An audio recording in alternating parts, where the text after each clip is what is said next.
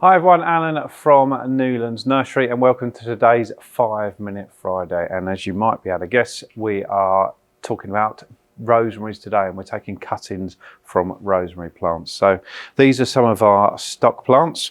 And this time of year, rosemary is one of those few plants that can flower twice a year. So often they flower this time of year and sometimes in the autumn as well. So when you're taking cuttings, you don't want to take cuttings from flowering stems. So this plant is a great example. And you can see that we've got some flowers here on this part of the plant here, but we've got some stems here that aren't flowering. And these are the ones we want to take the cuttings from. Another thing to note as well with rosemary is before we started filming, we were talking about taking it from the soft wood. So you can see down this stem where it's quite dark here and it gets darker towards the bottom as well. That's quite hard wood. So what we don't want to do when we're taking cuttings this time of year is take cuttings from this area. We want this nice pliable soft stem here. So this is a good example here. So what I'm going to do is I'm actually going to take 6 cuttings and I'll show you why in a minute. So what I do is I'm looking for one about this sort of length. So I'm going to cut the stem. Sometimes you nip some of the leaves. Don't worry too much about that. And that's ideally what we're looking for. So we work our way round, just looking for similar sort of length. And ideally this angle's really good. We just want to cut just above this leaf break here, just like that. So you end up with a nice bit of stem to put in the compost. So I work my way around. Just like that, that's 4. And we go to the front. 5. And down here is a nice one. 6. Just like that.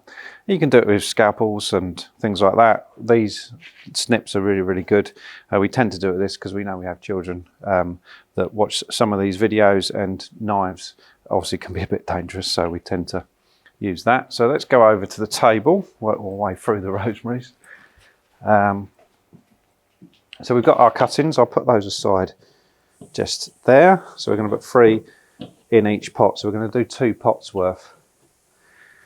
So first off, what I want to do is just fill the pot with some compost.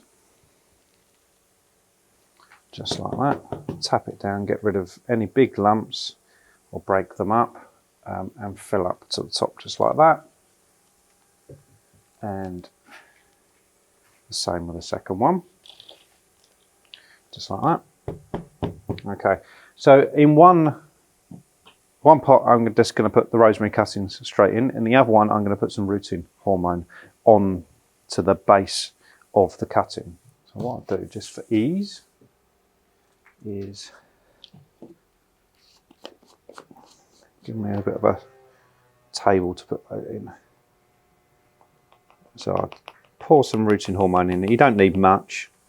So we'll do the one without rooting hormone first. So what I want to do is I'm going to use the base of this. I'm just going to make a slight hole and put the cutting in. You can see I've gone about a finger's distance from the edge of the pot, and then I can work my way around, and with this we're going to put 3 cuttings in. Now if all 3 of these grow, that's great, no issue with that at all. What you often get, rosemary, I wouldn't say they're very hard to take cuttings from, but they're not as easy as something like a mint, for example. So generally speaking, you're not going to get 100% of them to take and to grow. So by doing 3 in the pot, that really helps, because even if you just get 1 grow, you're still going to get a plant. And after all, it hasn't cost us anything to do the cuttings. So with these other ones, what I'm going to do, if I bring that a little bit closer for you, I'm just going to dab the stem in the rooting hormone. So if I put it against my hand, you might be able to see it a bit better. So you can see the powder on the bottom there. And what that can do is help the plant to root. So literally, as it sounds, it's rooting hormone, so it helps the plant to root. And we don't use rooting hormone all that much on the nursery, but for some plants it does help. And doing it like this, exactly at the same time, from the same mother plant, is going to give us an idea whether it's going to help these to root. Because some plants it helps, others not so much. Okay, and lastly, that's the last one. Just like that, make a hole and just gently tuck it in.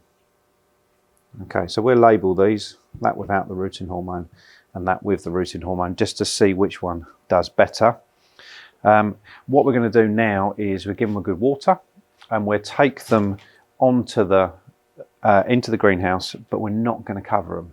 So an example at home would be, don't put a polythene bag over the top of it. So you want a nice lot of moisture in the compost, so give them a good water, but put them on a windowsill, nice light windowsill, but don't cover them up. So something like a rosemary doesn't want too high humidity. That can really cause a problem, and you can get rotting issues and things like that. So with these particular cuttings, don't cover them up because it can cause problems. Any questions at all, as always, get in contact. We're here to help. See you soon.